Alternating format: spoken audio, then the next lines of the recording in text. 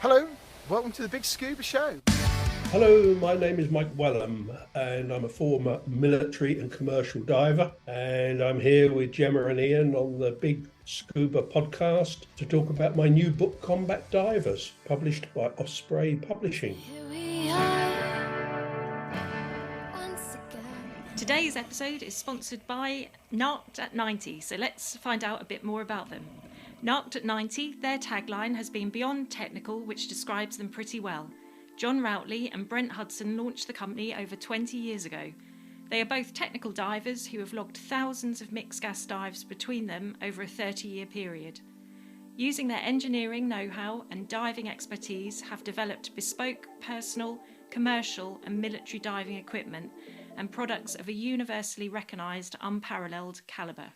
Their ability to be adaptive and versatile with their developments led them to support the NHS during COVID. Using their superior knowledge of breathing and oxygen monitoring systems to help develop emergency ventilators. They also design and supply the sneaky stuff used by defence-based development groups throughout the Western world, although they can't tell us much about that. If you're thinking of moving across to tech diving or completely new to diving, Narked at 90 can advise and guide on the best equipment and setup for your personal or commercial requirements. Narked at 90 have unparalleled experience of shearwater dive computers and are the longest serving and sole and UK European service centre for those. They are happy to offer technical support, servicing, repairs and upgrades to all shearwater computers, past and present. Narked at 90 stocks shearwater computers but are also stockers and technical support centre for many other manufacturers including Divesoft, JJCCR, Hollis, Revo and Kiss Rebreathers. Based centrally in the UK, Narked at 90 also offer full rebreather head servicing for selected manufacturers. Bespoke cable assemblies. Advice on specific fitting requirements. Suggestions and guidance for home builds. Computer laser cutting and engraving. Pressure testing to simulate 400-metre dives. So, Narked at 90, a reputation built on supporting both manufacturers and divers worldwide. Go to narkedat90.com and make sure you are following their social media to keep up to date with their latest news and offers. Narked at 90, large enough to cope, small enough to care. Hello everyone, welcome back to the BiG Scuba Podcast. My name is Ian, I am your dive master and co-host for this episode. And with me, as always, by the power of Zoom is... Hello, my name is Gemma and I am the other co-host. Yes. Good morning. Yes, good morning. We are recording and you are over in Wakefield. Yep, it's a Sunday morning, quite early, 7:30. And I am in the centre of the universe, otherwise known as Bungay in Suffolk. Bungay, we're on the bum end of the UK, if you're looking at that. What language is that for a Sunday morning? The butt end, the bit that sticks out. Well, we are, that's very true. Yeah. Anyway, coming up on this podcast, we have got another guest for you. This guy has been, well, he's done loads actually.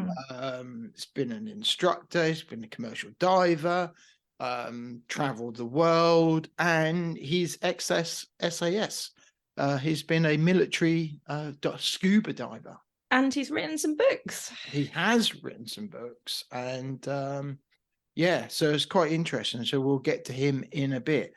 What have you been up to then? Well, we did attempt to go diving last weekend, didn't we? But we had a few car issues. We did have some car issues on that. Midway, actually, unfortunately. Yeah. Bit of a... These things always happen, don't they, when you least expect it? I know. So, yes. And I still haven't got my car back yet, unfortunately.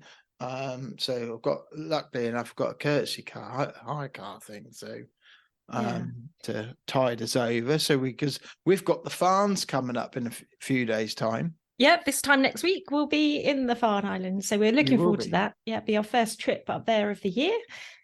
So hopefully the weather forecast looks quite calm. So hopefully we'll see some seal action as well. Some seals and bee seal. Yes, yeah, and some marine life underwater. So I like to be a bit of a seal and dive down in between the kelp and explore what's on the bottom. So where's the Farne Islands? If you're wondering where the Farne Islands are, look at the northeast part of England, just south of the Scottish borders. Yes. And there's a few islands which was inhabited about 150 years ago. Yeah. Now there's a church on there. There's still a lighthouse that was manned up till I think about the 70s, early 80s. But that's now a computer-controlled lighthouse. Yeah. And it's a very popular diving destination for us Brits here on, who want to go and dive with the seals. Exactly. And it's very famous for, that's where the RNLI all came about with Grace Darling when she rescued some people off a shipwreck on the island. Yes, where it all happened. And she went out that night. She went out with her dad, didn't she? Yeah, yeah. And they didn't have, obviously, not motorized boats. They were all rowing boats. And yeah, they were pitch black in the storm. Yeah. So it's notorious, the Farne Islands, in the past for being quite in dangerous waters. And that lady had the Watsits made of brass, big ones. Yeah, there's even a museum, I think in Bamborough, isn't it? I went there a couple of years ago. Yeah, so that's really interesting and worth a visit. Yeah, I can't recommend it enough. It's probably maybe my 7th time up there. It's a bit of an annual pilgrimage. Yeah, we normally haul up there with the Crystal Sea Scuba crew and go up there, and we're going up there again in September, aren't we? Yeah, we did it twice. For a few days. Twice last year, and lucky enough to do it twice this year. And it's just a real nice place to go, isn't it? And you don't have to, even for non-divers, there's loads to do. We're paddle boarded up there. Yes, yeah. Well, the first year I came with you, I wasn't a diver then, so I just came up and one year I went to one of the stables and I rode up there one Saturday afternoon on the beach, which you can do at Banbury. That was really cool. There's loads you can do up there for non-divers. Big twitcher area. Yes. Loads of puffins. If you want to spot puffins and castles. Yeah. And very famous Alnwick Castle from the Harry Potter filming. And lots of little villages to visit on the coastline, fishing villages. So, little pubs tucked away, and you've got just up from there. You've got Berwick-upon-Tweed, which is great for fishing, and then you go a bit further up. You've got St Abbs, which is another great dive site, and you can have your what's that dish that they do? Cullen skink. Yes. You found that one year, and that was smoked haddock. And you didn't get any last year, do you? Might have to try and get up there. We were too late. They were shutting. Yeah, that's right. Cullen skink. Oh, that's awesome. Yeah. So that's another good diving area. St Abbs, there's dive boats that go out from the harbour. So we've done that once, 2020, didn't we? It's a bit different there because you don't get much time. You only get like 5, because the diving at St Abbs is literally just the other side of you go out the harbour and you dive. You're there. Where with the farms, you've got about half an hour, 40 minutes of a cruise out there, which is nice. I quite like that. Yeah, it's literally from the harbour out to the islands, and then there's a good group of islands where the boats go in and out and find, they just work with the tides, don't they, and the wind, and drop us in, and then we. So we're going to be taking our full face masks. We're going to be diving in that with a bit of luck. We as you've heard us talk about the full face, this Neptune 3 masks, and we're working our depth with them. And we'll be doing the same at the farm. So and that means on the dive will be depending on whether we use them or a normal standard mask. And meaning the depth. We've done them on Stony Cove Shelf, haven't we? Which is 6 meters. So we're just building up just the depth. Increasing the depth. Just so that we're comfy and see how they perform. But we'll obviously do full face mask and half mask. just see how we get on. And we've got. I'm hoping, as long as the weather play ball, to dive in my semi-dry, all being well. I'll take mine. Let's keep the faith. I'm sure it'll be warm, be lovely and sunny, and tranquil, warm waters, warm thoughts. Yeah.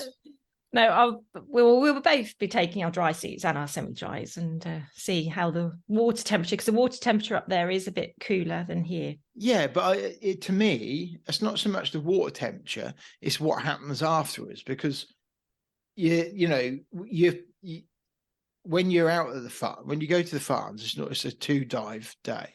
So you take two tanks with you, or unless you're on a twin set.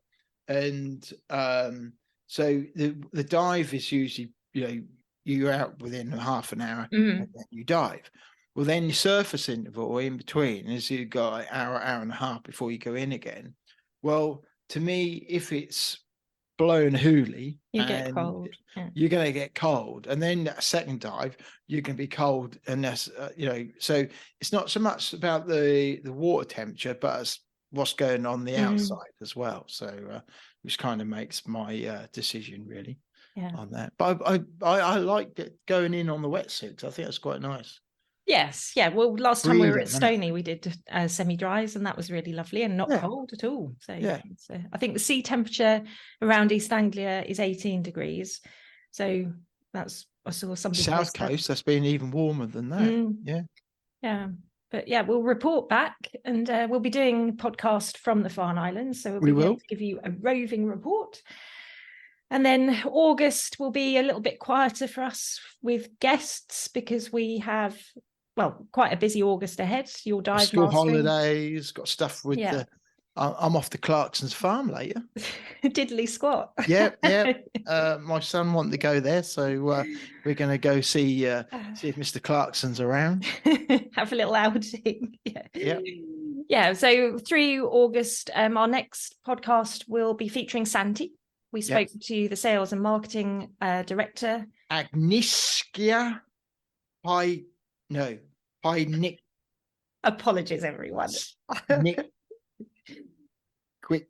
It's a very Polish name. So she said we could call her Agnes. So we had a good conversation with her the other day, and that will come out in a few weeks' time once they're back from their summer holidays. We like Sandy. Sandy are, they're active. They are on social media. They react. You send them a message, they react, and that is really cool. And I can't say that enough.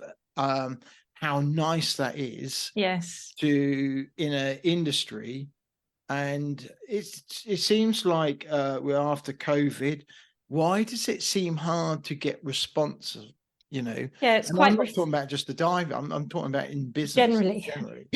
And it's so nice when you're dealing with a company and they're like, "Yeah, we're going to react," and boom, boom, boom. And their products are, you feel them and you think, wow, this is really well made. Yeah. So it was really interesting talking to them, and I think everybody will be interested, because it's obviously all about dry suits, and the whole thing with their dry suits is making people have a better diving experience because they're comfy in their outer gear and their undergarments. They are. So so that's coming out, and I look forward to sharing that with our listeners. Yeah. So our guest today is Michael Welham. Got his book here. Yeah. So Combat Divers. Yeah, we were approached by the publishing company, Osprey Publishing, saying would we be interested in chatting to Michael about him, his experience, and his book. Yeah, big fan of our armed services and the commitment that they make, and all that they do for us and our country. And so any of our veterans who have served, come on and share their stories, and that we're like, let's hear about it, let's share about it. Shall I just read a little something? So many jobs can be classed as dangerous, but being a military special forces diver is close to the top of the list. Combat divers are an elite within an elite. Every special forces diver is required to pass selection twice. First into the elite military unit of their choice, and then as a combat dive and qualification. The dive units themselves are tiny and their operations are highly classified. Using the first-hand accounts, Michael Welham also details the first female combat divers and their groundbreaking roles within each unit. Extensively researched and written by the author with first-hand experience, this is a fascinating history of those elite special operatives. Now, this book has got a lot of photos, a lot of historic photos and illustrated diagrams, annotated photos, and stories, and lots of information. And could make a good birthday and Christmas present, I have to say, for any diver. Yeah, it's just interesting, and the pictures are really amazing, aren't they? They are. Yeah, there's some really good stuff. Yeah. And one of the questions I asked him is like, are you allowed to share all this? Yeah, there's stuff in here, and you think, really, you got clearance to share this? Yeah, well, it's all above board, and we even found out he's a Norwich. He lives quite locally to us. He's a local. Yeah, which we didn't know until He's a yokel. He's a yokel local. Yeah, so hopefully we'll maybe get to see him face to face one day. I think his son dives or has dived with Crystal Seas. So, but he was really interesting to talk to, and obviously got a wealth of experience and adventure. Yeah, he's done a lot. Done a lot. Yeah, so hopefully if you want to look at the book, there's a link to our Amazon bookstore, so you can have a look for the Combat Diver book, and there are lots of other books there of people we've spoken to that have issued books, and some books we think might be of interest to divers. Yeah, always a book is always nice. Yeah, you can download stuff and all that, and that's all good, but a book is a nice. That's like my logbook. I do like a physical logbook, don't you? Yeah, it makes it real. I know there's apps, it's all good for the millennials like me, but there's something nice about a physical book. Yeah. So look it up. And he has written a couple of other books, so they'll be in the Amazon bookstore as well. And have a look and have a read. So it's definitely a Let great us know book. what you think. Let us know what you think. That'd be really good. Yeah. So I think that's obviously thank you to NART for sponsoring the podcast. Yeah, always thank you to NART. If you haven't not yet heard of NART, who are they? Well, you need to go on their website, nart.90.com. They are a big name in the diving world, do lots of engineering things. If you are thinking about buying a shearwater computer, if you're thinking about, hey, something's going wrong with mine, I don't think it's quite right, who do I send it to? I'm in the UK or wherever. You can look at NART.90, give them a phone call, or send it to them, and they will get it all sorted out. Or if you're thinking about a rebreather and you're thinking about, hey, I wouldn't mind getting mine serviced, and maybe you've made it yourself and you listen to this, you don't know where to go to, NART.90. There we go. Yeah, any advice you need about moving over to technical diving, or if you've got any questions about your home build rebreathers, NART.90 are always there to help, and they're really very prompt, and their customer service is 100%. Those guys went diving when rebreathers were in their infancy, and fixing them as they were diving. So underwater. Then a lot that they don't know, I can assure you. So give them a call, go on the website, and get your service with them. Yes, yeah, exactly. So I think that's about it, isn't it? We better speak to Michael. Yeah, let's get him on. Let's have a chat. Yeah, so enjoy the podcast, everybody, and thank you again for downloading, and we'll see you on the next one. Well, welcome to the podcast, Michael. It's really lovely to have you. And we didn't realise you're so close to us. You're based in Norwich, and I'm on the coast near Pakefield, and Ian's in Bungay. Yeah. Well, small world. It is. It's incredibly small. Yeah. So we've got to ask, and first off, thanks for joining us. And it's the first time, I believe, we've had anyone from the Royal Marines Commandos on, and SAS, and looking through your history of diving, I think because 40 years of diving, unless I'm mistaken, probably the only thing you haven't done is done recreational teaching. No, I've never done that. No. Yeah. My recreational things have been in the past going away somewhere exotic and just putting tanks on, dropping over the side and swimming it in the shallower reaches. I know when I've been with other recreational divers, they all want to go deep. What is that? What is that? I don't know. It's a challenge, isn't it? I guess so. Yeah. Whereas I will paddle around in a maximum of 10 meters and look at fish and all the other life that's there. Yeah. But you've done military diving, you've done saturation diving, you've done also, which is quite interesting. So you've been working for the government investigating diving accidents as well. Yeah. So that's quite a varied experience that you've had over all these years. Probably one of the most experienced divers we've probably had on for some time. So the question that we've kind of got to ask is actually, what does diving actually mean to you when you're actually under the water? What does it actually mean to you? Because there must be something that has made this spark happen for you over all these years. In the two main areas in military diving and in commercial diving, you're on your own, generally doing a task. You could be locked out from a diving bell or coming from a surface drop, or if you're in the military, you're going in to do an operation, and generally you're on your own. There might be one other person with you that you're attached to, but it's that sort of freedom to go and do it. It's the challenge of doing it. I suppose they're all combined, and it's just a fascinating world to be down there. You're in an alien world where without all that kit and stuff that we use to get down there, we wouldn't survive. So it's all these challenges put together, and particularly in the military, because it's generally high risk, and also in the commercial diving, it's a lot better these days. But back in the early days of the 70s, 80s, divers were at the top of the list for deaths. In the commercial world. So it was all a challenge, and we would get together with people we knew and trusted, and that's who you dive with. But jobs had to get done. But today it's a lot different in all aspects.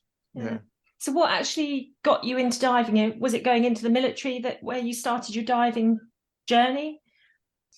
Yes.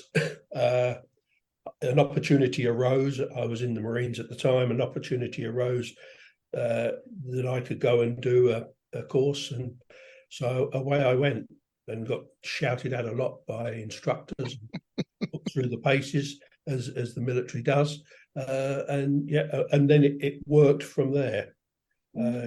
Would this been a BZAC training? No, base training. Royal Navy. Right. Royal Navy. Okay. Everything was military. Royal Navy training at that stage. And then commercially, when I was finished with that, it was go down and knock on the door of a diving company in Great Yarmouth and say, "I've arrived. Like to work offshore." And generally, there was somebody there that I would know because it was mainly ex-military people that were doing it. And so, they drag you off into some sort of a diving operation, throw you in, and if you survive that, then you were part of the team. And so it evolved. I mean, today they have all the training courses. Saturation, it was, would you like to go in the SAT system for 30 days and dive? And went in there, did it. I actually worked with an Irish guy for a lot of my diving. Got to know each other. We knew it was like an instinct, of keeping control of him and what was going on, because there was all sorts of things go wrong when you're diving from a bell. So it was, you knew who was at the other end, and that was always a good work system. I mean, you would do that in recreational diving generally, but you go down with somebody new and you don't know them, you never know how they're going to react. It's true. Yeah. So from that professional side of it, it was always working with somebody that I knew and could work with them. Yeah. Especially when you're on those extreme sort of conditions as well. If you're doing saturation diving or the military, you kind of need to know who you're going to be diving with, don't you? Yes, you do. If you're in the bell situation, we were working at 400 feet. You can work that out in meters. I'm an old guy. It's over 100 meters. That's about 130 meters thereabouts. Wow. So that was regular. We were down there, and if something went wrong, you had to get back to the bell. You couldn't pop up to the surface. No. If you did from that depth, then it's a body bag. You always knew this, and there was all sorts of things. Kit would go wrong. Yeah. And all sorts. So you had to trust people that you were with. Yeah. So suit wise, would that been with the hot water system in the suit? Yeah, when I first started off, it was just a wetsuit. Oh, really? Oh yes, a wetsuit.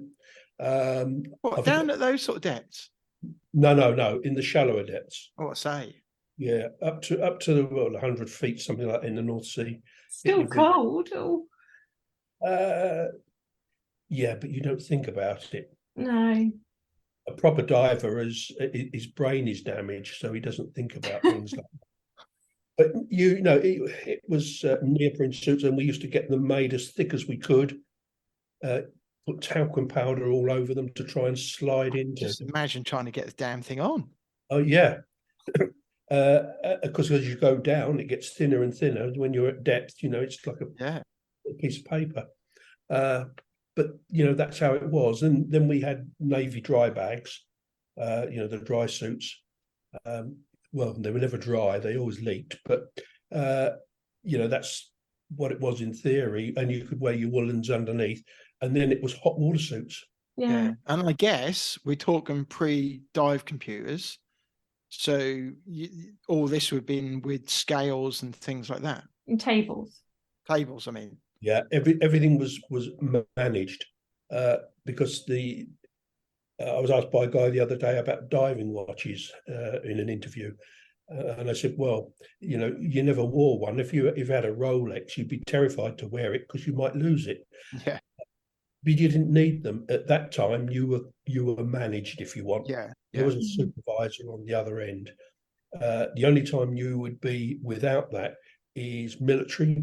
If you're doing a swim in, for example, to go and stick mines on the side of a ship, you'd be in a pair, and you would have a watch for that, because everything would be timed, and you'd have a depth gauge on there. So computers, I don't think they existed at all then. No. So when you was in the Royal Marines and then went into 21 SAS, and then you was doing your diving, what sort of era was that? End of the 60s. Was that? Right. Yeah. So it must be amazing to see the difference in equipment and kit through your career. Yeah, well, I had a lot of dealings with it because one of my functions was investigating accidents, inspecting on behalf of the government, of a government department. So I used to spend a lot of time at Stony Cove, which you all know, over there, because they did have a number of incidents, if I can say that, and it was people doing silly things. Mm. Right. 95% of the time. not following the rules or whatever. But yeah, but we did it across the country. What years was you doing that? I did that from I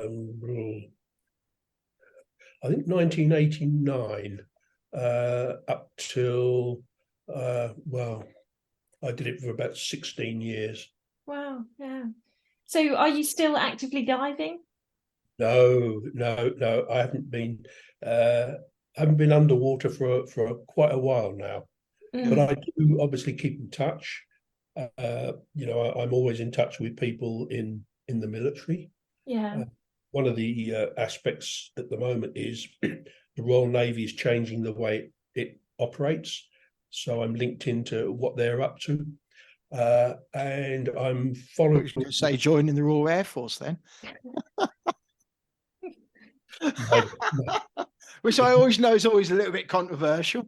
No, I don't know. No, I'll leave it at that. At the moment, and the other thing I'm following at the moment, because it was a little bit in the book, the things that are going on in the Ukraine. Yeah. They've got combat divers heavily involved in operations. So I'm following that, but there's only obviously because of it, they're at war. There's a limited amount coming out, but it's quite interesting.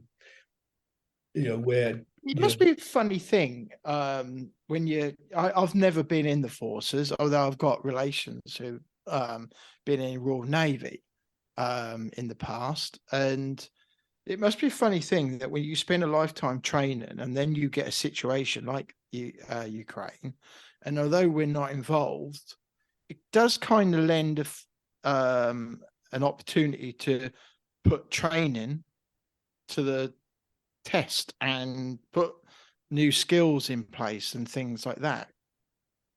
Yeah, there's an interchange. The whole of NATO, as far as diving is concerned, is interlinked. Yeah. One example is when I was putting the book together, I went to the Ministry of Defence and said, I'd like to know what I can say and what I can't say, because obviously it's a very touchy subject. Yeah. So I went to them and said, what can I say? And they said nothing. And I said, well, could I have some photographs? And they said no. So I got in touch with the Dutch SBS, who worked alongside our SBS, and got the Lieutenant Colonel over there and said, look, if I put something together, does it fit in with what you do? And he just opened the door and said, yep, do everything. And what photographs do you want? So we got some superb photographs in the book from Dutch. So it's interesting. Secrecy is a paramount.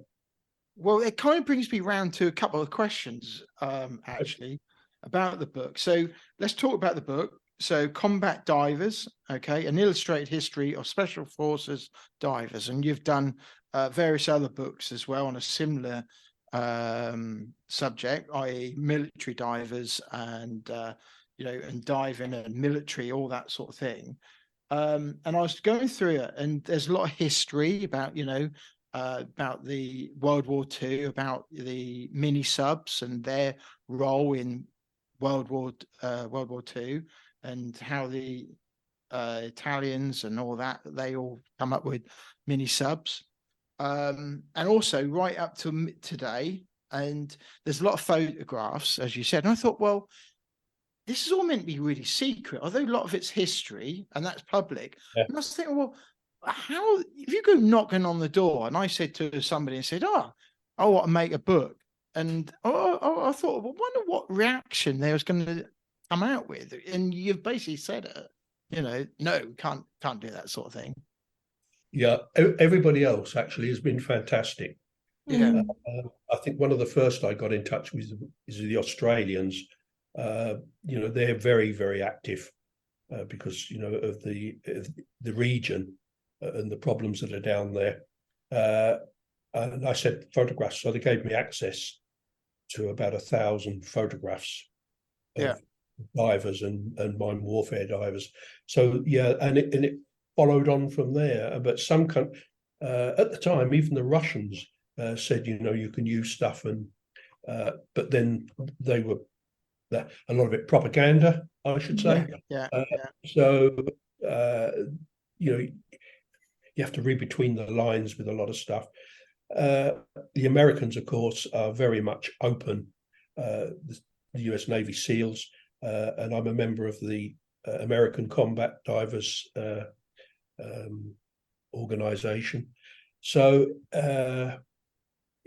it's I think it's the way you go in, and me that dealing with me, they know that it's going to be. Well, you're one of them, really, aren't you? You're still one of the. Correct. Yeah, because I would never put anything in writing in anything if I thought it could jeopardize the guys that are going to go and do the job, and that's a trust. So if I hear things or see things, and sometimes I do, I just let it go. Yeah. We had an interesting one with the new mini sub that's being built for the American Navy. That was being built in Plymouth, which is, I thought the Americans would build their own, but they went to a company in Plymouth and built it. And I got all sorts of information from one of their people, and went back to them just before the book was to be published, spoke to the managing director and said, I've got all of this. This is all ready. It's all typed up. It's going off to the publisher. And he come back and he was pulling his hair out. And he said, you can't say that. And I said, well, it was given to me by your chap, and named him. And he said, well, he doesn't work here anymore. And I thought, oh, right. So, but we come to a compromise. We got, information to go in. Yeah.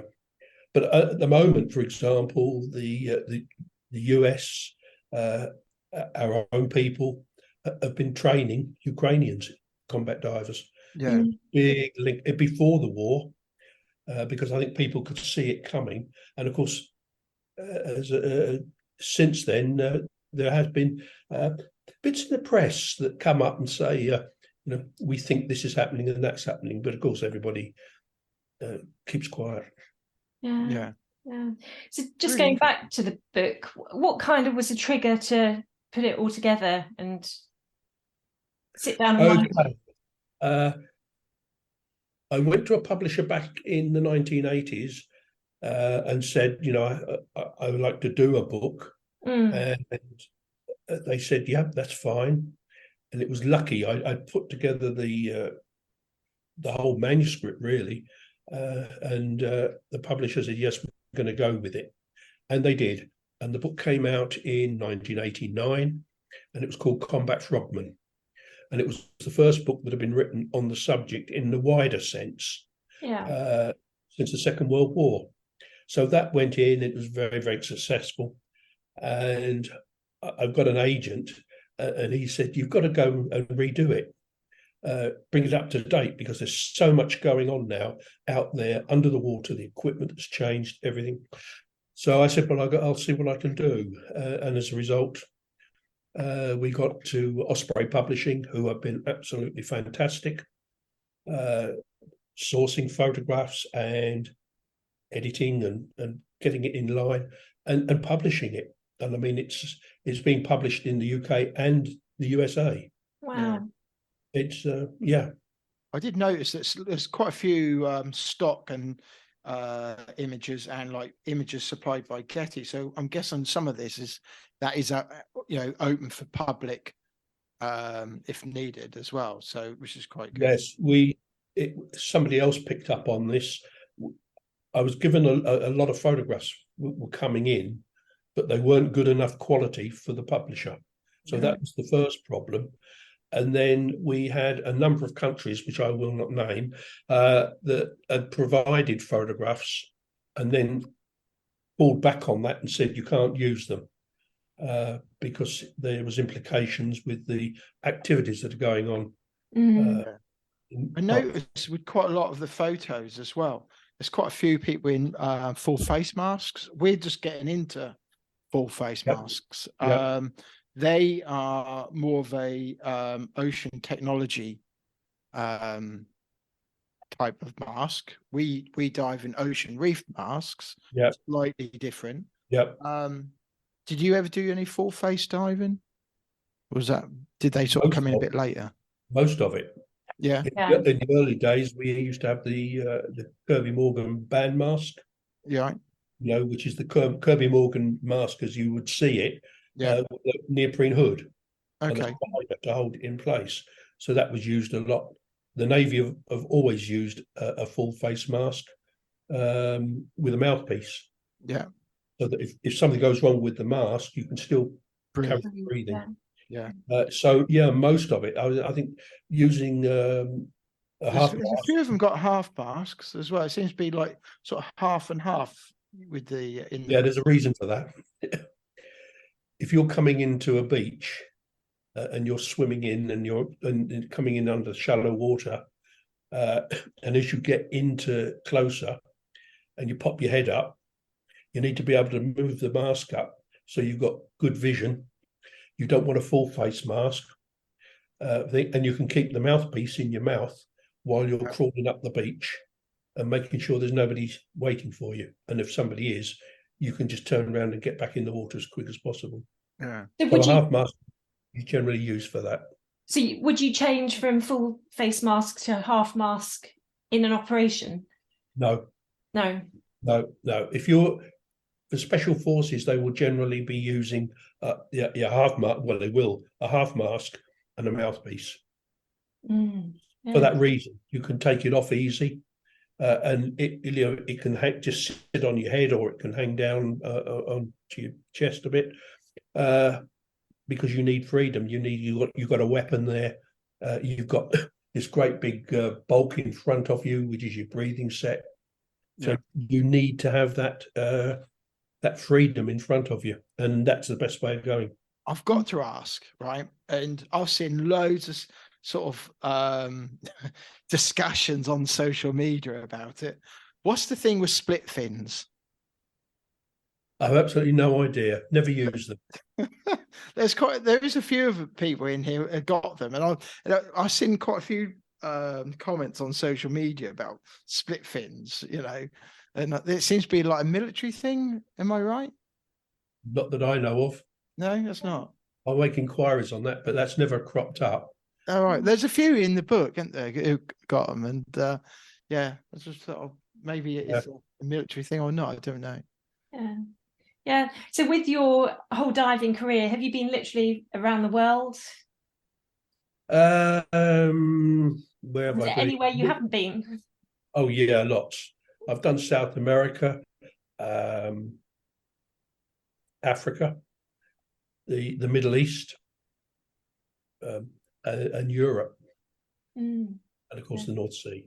Yeah, I bet the North Sea's pretty grim, isn't it? Down at those sort of depths. Do you know when you go and you're going up north and you're going down in and you're bell diving, it's like diving in a bottle of gin. Really? Yeah. Very rarely is the visibility bad. It's really, if you're having something sent down to you by a crane or something, you can just lay on the seabed and look up and you'll watch it come down. Wow. Yeah. So, amazing. Sorry? Amazing. Yeah. And what about sort of marine life? So obviously you're there to do a job, but have you had any interactions with marine life while you've been working? Yeah, they're rather nasty things. I think the worst is warfills, because if you're working on a structure on the seabed, those things get in and live in there. That's their home. Frighten the life out of you. You say warfills? Quite big. They are quite big, and they've got the teeth. They've got the big teeth at the front. Big teeth at the front, yeah. Yeah. So I don't know of anybody that got bitten by one, but they're down there, and they're inquisitive. Yeah. In Africa, we were doing some diving there, but it was at the mouth of a river, and the silt was coming out. The silt was coming out to sea, so you couldn't see very much. So most of it was done by feel, and then it was afterwards that the Americans on the barge said, "Oh, by the way, there's crocodiles in there. They get washed down the." Oh, that's handy. Yeah, but we had finished, so it was all right. And the other thing is encountering groupers, enormous things. Wow. Because if you're on a structure, that's their home, and they come and start bumping you. Good. And generally, they're bigger than what we were, but they were, it was pretty harmless. Yeah. Then, of course, you've got in the Middle East, it's sea snakes. If you're diving at night and you put your torch on, they come straight to the light. Yeah. So yeah, all good stuff. Because you're in their home. Yes. Yeah. So you have to put up with them. Yeah. So what out of all this, what parts do you miss the most? I don't really think of anything. It was a job. It was good because that's why I did it, and I did it for a long time. It's all I can do now is reminisce. Write books about it. So the book is available from where? Where can people find this book? Just go online, on Google or whatever your search engine is. Type in my name, Michael Welham, and combat diver, or even if you can just remember the combat divers, and it will come up, and there's pages of who's selling it. Yeah. Okay. That's very good. Is it available worldwide? Because obviously our audience is pretty much around the world now. Yeah, if they go on there, it'll be. It's down in Australia and all sorts of places. Great. Oh, well, that's really amazing because I think we're in 130 countries downloading. We're slowly conquering the planet, aren't we? Yeah, well, that's good. Yeah, that's good. Yeah, spread the word. Yes, exactly. And even if it inspires, you get youngsters involved, or interested in the military side of things or the commercial side, it is a career at the end of the day, and there's lots of people learning to dive that maybe this might take them down one of those roads. Yeah, and even progressing on it, because if somebody hasn't done it and you have a go, I mean, particularly when I said to go to Stony Cove, people would be going in there diving, but their diving to me doesn't really start till you're in the Seychelles or some such location. Yeah, when you've got all that marine life down there. Yeah, to swim with. It's such a good point, and I often think about that. And you go somewhere like Stony Cove, Vobster, Cape and Ray, any of these inland training lakes, and you use that to get your experience, and get better at your skills. And we're doing this tomorrow. We take my daughter passed her open water 2 weeks ago. Yeah. And I often think with the open water weekend, it's a blur, because your whole time you focus on, you've got your skills to do, you've got to get them done, and before you know it, the weekend has gone. You think, what did I just do? So tomorrow we'll be doing one first dive. She'll be in a dry suit, and because that's what she did over the whole weekend, was dry suit diving. So first dive, dry suit, just on the shelf, and just poodle about. Poodle about. Keep above 10 meters, and let her have a dive without having to take mask off, do skills, and just work. Just think, right, this is diving, and bit of buoyancy, Yeah. And then second dive, we're going to swap things about and get her in a wetsuit. Yeah. It's going to be hot all day tomorrow. Yeah. And I think she'll really enjoy the freedom of having a wetsuit. Yeah. Yeah, because it is different. Mm. Yeah. I mean, with the weights you have on because of the buoyancy, and it's not so controlled as a wetsuit, as a dry suit. Yeah. But anything to get people in the water and under it is brilliant. Yeah, and to have enjoy it as well. It's that's the main thing, to have come out and be happy. Yeah.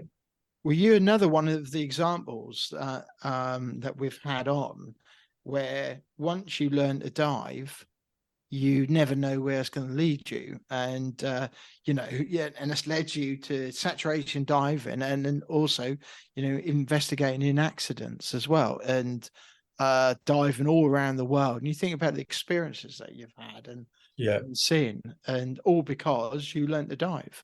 Yes. Yeah. Amazing. And it's an option for people to do. Yeah. Yeah.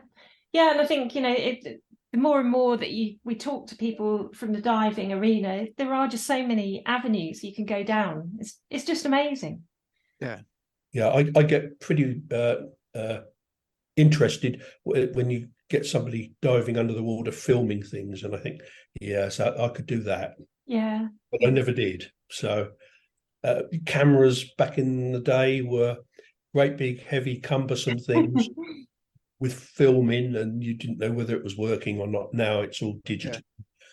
And of course, they obviously put little ROVs down these days that's a bit of cheating, though. Where do you see the innovation, and what, with all the experience that you've got over all these years, and you must hear of things coming through, where do you see the excitement and future going to be with diving, either on a recreational basis or commercial or military? Well, military is going into a lot more secretive world because of the threats, underwater threats. But then we're having robotic vehicles now that will go down. They can travel greater distances and say follow a pipeline and do the business and looking on that and checking on that. So there'll be a lot more technology going in there. Diving wise, we still have mines that are cropping up everywhere. There's always countries dumping mines into the sea, so they have to be dealt with. So there'll be those sorts of things going on, and they will be changing with technology. Diving equipment, I mean, of course, now you're into computers, and I suppose people will want to try and go deeper and stay down longer.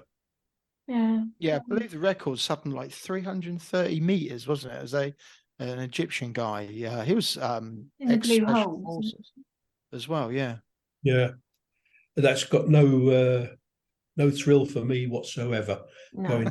I like to go and see something if I'm recreationally. If I'm getting paid for it, that's different. I go down and use big spanners and hammers and things, but no, there's a lot to be said for seeing so much life, and why go deep and dark and not see anything, and just say.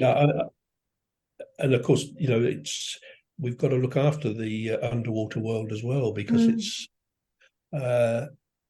there's lots of indications that it's with climate change that it's changing down there. It's some of the reefs are dying, and we've got to try and look after it.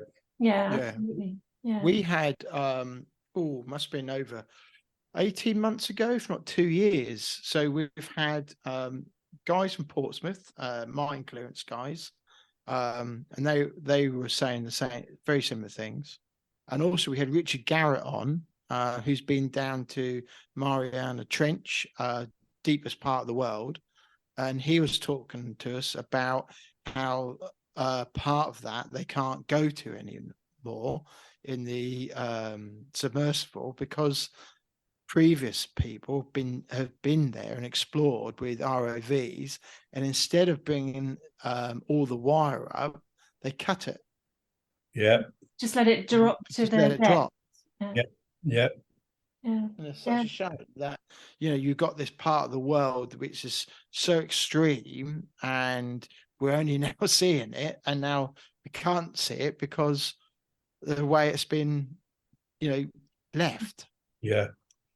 Because once you're down there, it's you've got to have something that can come and get you if you get stuck, and that requires a vehicle that can go to those depths and do work. So it is difficult. But it is interesting seeing how technology is continually advancing, and we're pushing the limits in all ways the whole time. I mean, with mixed gases and times at depth. So some of the accidents involved the technical equipment people trying to push the limits, Mm-hmm.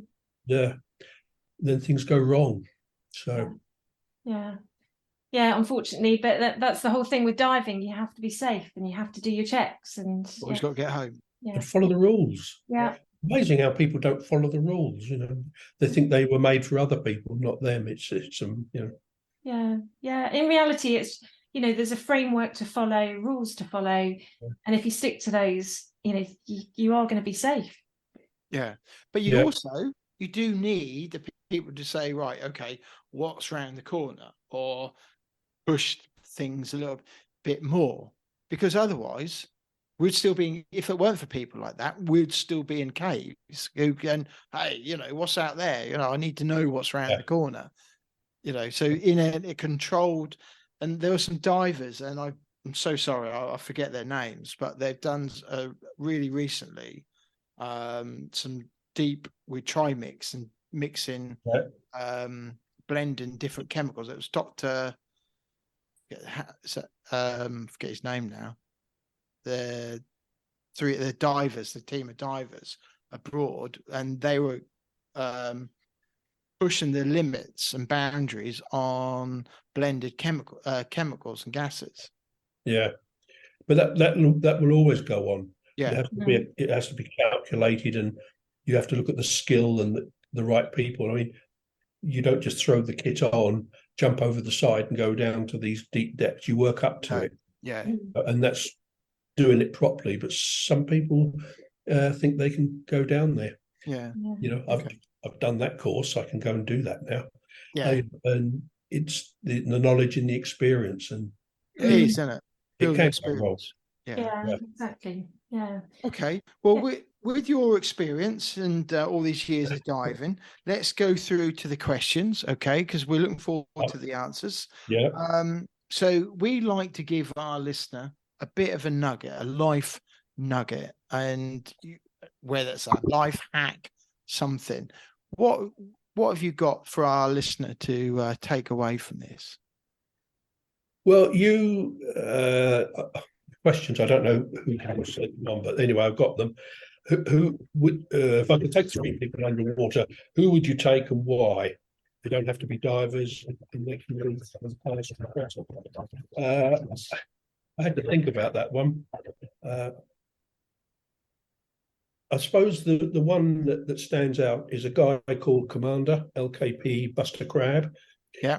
He's deceased. He was a World War II Royal Navy Frogman, and he was in Gibraltar, and they set up clearing the underside of ships from the Italians attacking. Yeah. They were diving on a bag, which was a closed circuit setup, and it was for submarine escape. It's in the book, and they wore swimming trunks, 52 weeks of the year. Plimsolls with some weights in, and that's how they dived. It was a basic. And having spoken to some of these guys who were getting on in years and they're not alive now, you talk about cold and a wetsuit or be cold. I mean, these guys were diving with swimming costumes on, and the med in winter can be chilly. And I'd like him to be here and go down and show him what's around now. Yeah. Because that would simply be something. He was the guy who disappeared, wasn't he? He was a guy. Yeah, he disappeared under a Russian warship in 1956. Yeah. And it's quite an intricate story to go into. We've done 3 books on him about it. Yeah. Yeah. Just briefly, what is the story about him? He was doing this, and then at the end he disappeared. Yep, he disappeared, and they found a body 14 months later, washed up along the coast, and the government and through its channels declared that it was him, and put a grave in one of the Portsmouth graveyards and said, well, that's it, that's him instead. But of course, it doesn't. it's not quite as clear cut as that. But he was last seen he was asked to go investigate a ship, wasn't he? Yeah, the old Zonokidze, which was a new and quite elaborate Russian cruiser. Right. They wanted to look at the underside of it. But there was another sister ship, the Sverdlov. They've been looked at by the Royal Navy, and the bottoms checked by him and a chap called Sidney Knowles. And they'd had a look under there. They knew that was what they say he was there to do. But I think there's more to it than that. Yeah, often is with these things, isn't there? Yeah, he was spying. And it's quite a complex story to go into to explain the situation of it. But anybody that's interested in diving and spying and things like that, there's books out there about it. Yeah. So is there anybody else that you'd like to take under the water?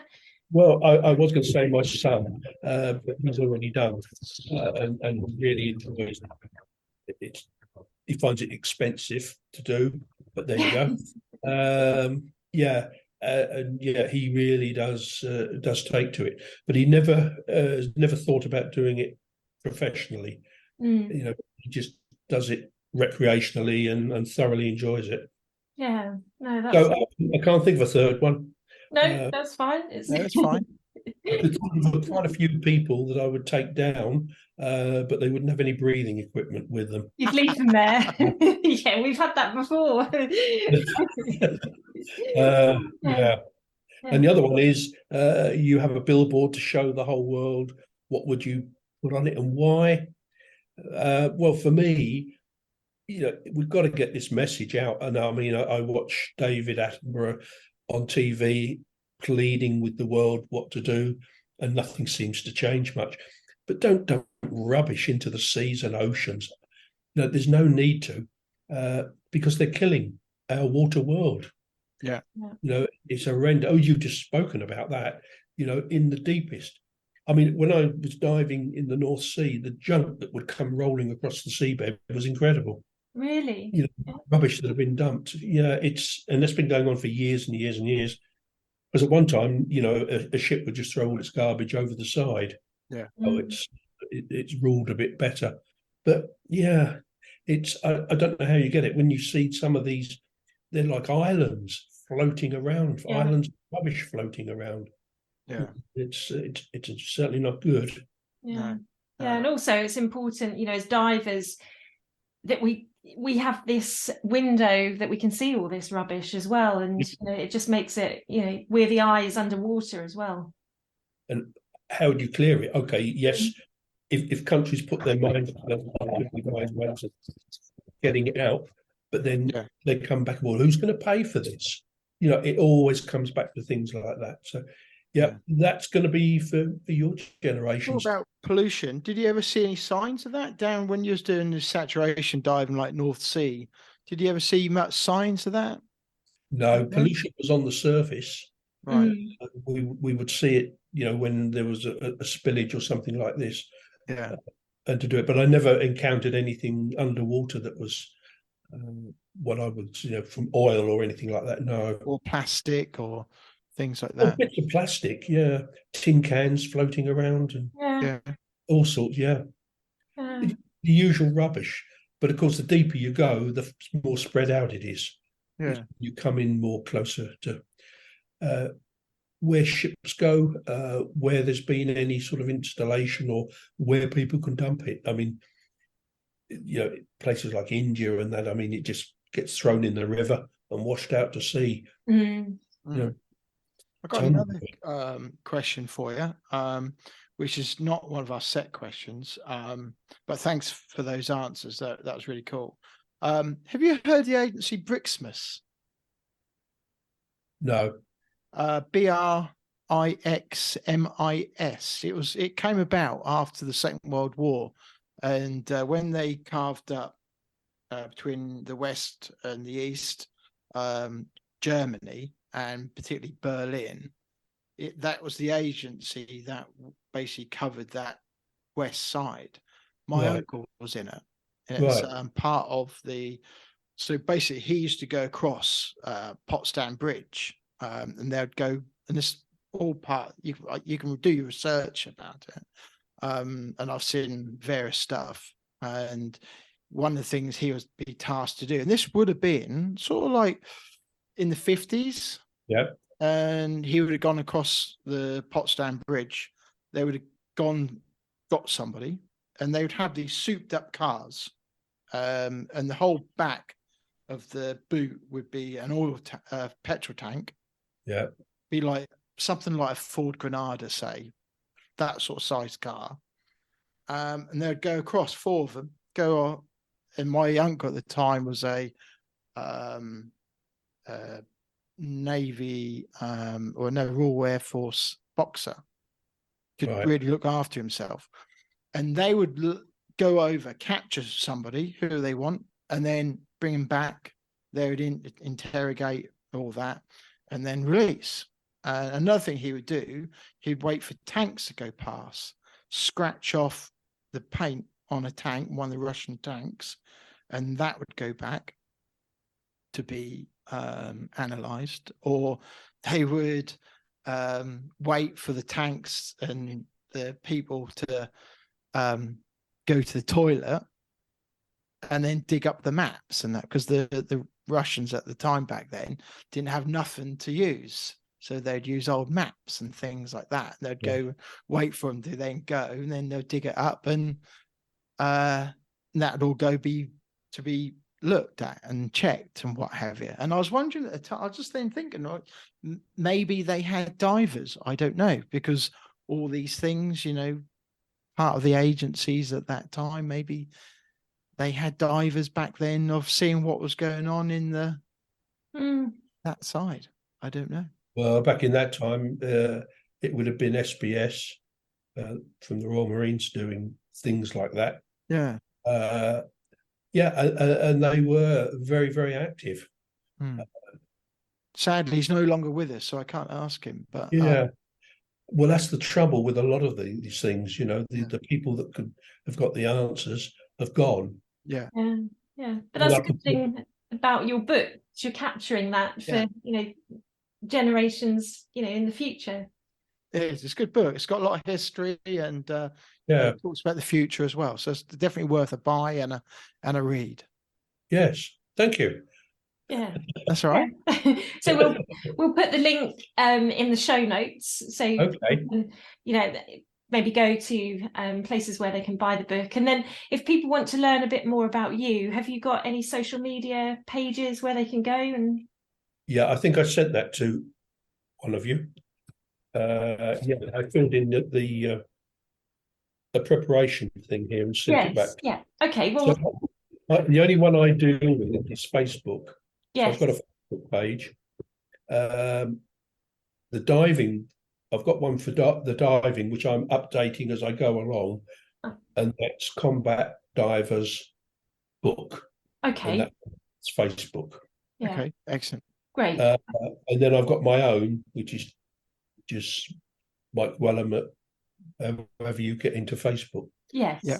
Okay. Well, we'll put the links on, and then people can click on them and come straight to your Facebook pages. Yeah. That's and then I do Twitter. I don't do a lot in there, but I just posted something today. I did an interview with a radio station in Iowa. Wow. They just put a thing on, so I just put that on social media today. Yes. Yeah. Excellent. So there's all sorts going on. Yeah, brilliant. Well, it's great. It's a worldwide thing as well, and it's from little old Norwich. It all happens. Yeah. Well, it's been really good having you come on the podcast, and really interesting conversation. Yeah. Well, thanks indeed for having me on. If you've got any other questions or anything, you know where I am. Yeah, that's great. Thank you very much. Thanks for coming on. Yes, so if any of our listeners have got any questions for you that maybe we haven't covered, then if they drop us a message, and then we can pass it on to you to be answered. No problem at all. Yeah, brilliant. Lovely. All right, Michael. Don't enjoy yourselves too much. Yeah, well, no, we'll always have fun. Yeah. All right, lovely. Okay, yeah. Thanks, Michael. Bye for now. Yeah. Thank you very much. Bye. Bye. Bye. Excellent. Well, that was good. Yeah, really interesting. Yeah, we should probably say for our listener, so when we have a guest on, we'll outline, how the conversation is going to go. We can and we'll send on our questions to them so they can kind of get an idea of what we're going to ask. So we've got to say thanks to Mike for coming on, and so yeah, you might have picked up that he followed the script, so that was good. Yeah, but very interesting, amazing life he's had and experiences, in the military and in the commercial side. Like I said, apart from the recreational teaching, I don't think there's a lot else he can't really shake his hand at, really. I think kind of covered it all. And when you look over his diving history, he's covered nearly just about every continent, apart from Antarctica, and that's what we know of. I'm sure there's lots he can't tell us about from his days in the military. Yeah, but he's got all those memories, and he can, like you said, reminisce. And it's good that he's got contacts and he still keeps in touch with all these. Interesting, because that's what I was trying to kind of hint at. You can spend all these years being in the military, and then nobody wants to go to war. That's not what I'm saying, but when you get a time, you can actually say, right, we can do stuff a bit more. Well, they've got to be action ready, haven't they? And that's what they do. So, but no, he's very interesting, and didn't realise he was so local to us. So we might actually bump into him one day. Norfolk boy. Yeah. So, but yeah, I think his book makes a good read, and it's not just all text. There's an amazing amount of pictures in the book, isn't there? Bad pictures in here, and he takes it right from the beginning all the way through to the future. There's just some lovely color photos, black and white. So it's a real nice book. Father's Day's here, it's a good time. By the time this comes out, it's actually be gone, but for birthdays and next year's Father's Day, this would make a nice book, present. Yeah, definitely. So another good book to add to the bookshelf. It is actually.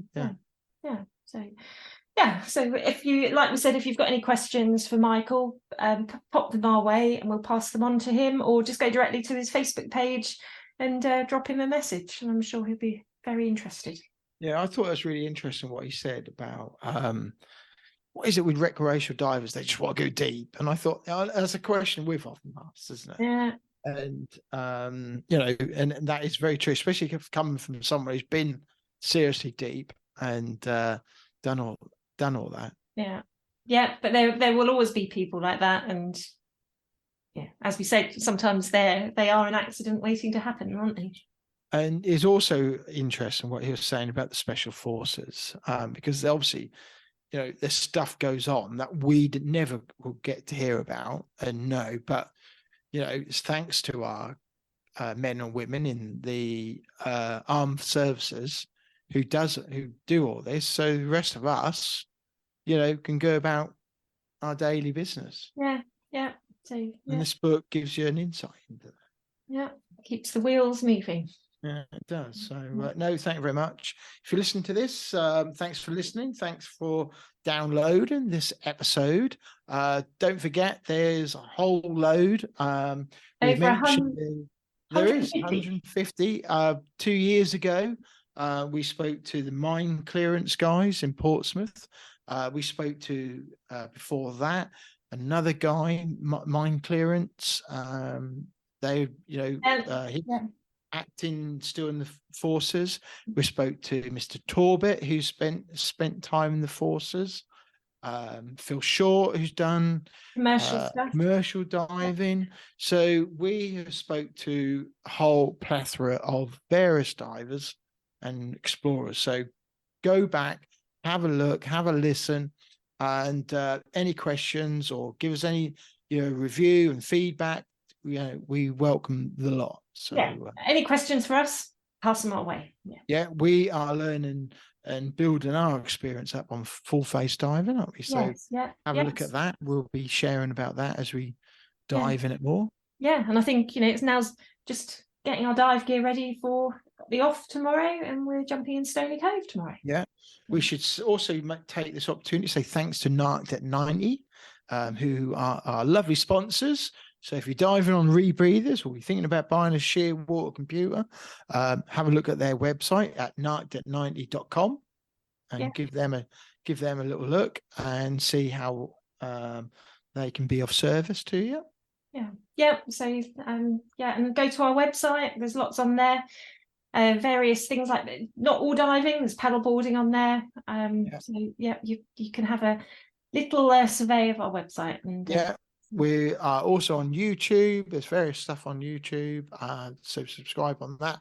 If you listen to us on iTunes, please leave us a 5-star review. It helps your buddy find us, and it helps spread the word to even more countries. We're slowly conquering the world, Gemma. Yeah. A few more to go, but we're getting there. So we are. So anyway, so I think really, Gemma, I think that was the BiG Scuba Podcast, and thank you very much for downloading. See you next time. Thank you. Now that does wrap up today's episode of the BiG Scuba Podcast. But if you want to hear more from the podcast, make sure you hit that subscribe or follow button depending on what platform you are listening on. That way you will never miss an episode from us. But if you are listening on Apple Podcasts and did enjoy what you heard today, we would really appreciate it if you head to the show page to leave a 5-star rating and review. It really does help us. If you do, please take a screenshot of that review and send it to us on Instagram, and we'll give you a shout out to say a big thank you. If you have any questions for us or anything that has been mentioned in today's episode, be sure to reach out to us on any of our social media platforms or send us an email. The links are in the show notes. We will get back to you no matter what. If you have made it to this point in the episode, we both want to say a big thank you for tuning in, and we'll see you on the next episode.